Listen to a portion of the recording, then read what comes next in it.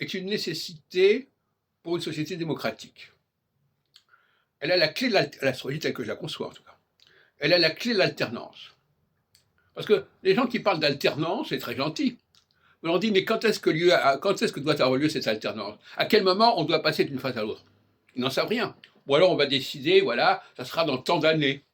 Mais pourquoi dans tant d'années? Pourquoi maintenant, à partir de tant d'années? C'est n'importe quoi. Donc, il y a un manque de rigueur au niveau de la structuration du temps, chez la plupart des gens, et on est bloqué là-dessus.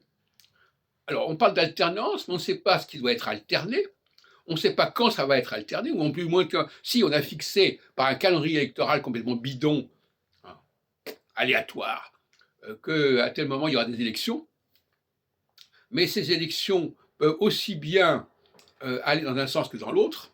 Il n'y a pas de rigueur, il n'y a pas de règle précise qui fait qu'au bout de tant d'années, on va passer d'un programme A à un programme B.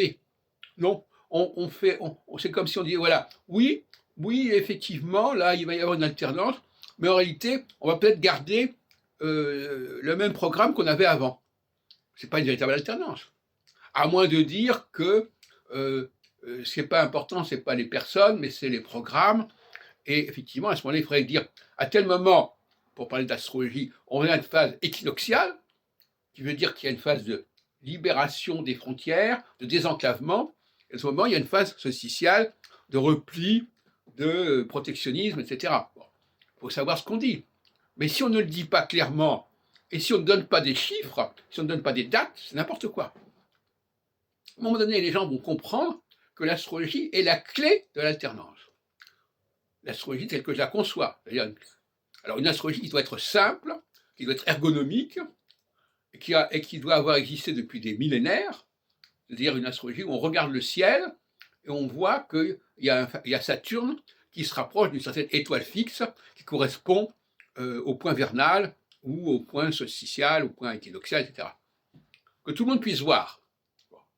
Donc il ne s'agissait pas de prendre des planètes invisibles, ça n'a pas de sens. Donc l'astrologie, elle doit être extrêmement simple. C'est paradoxal.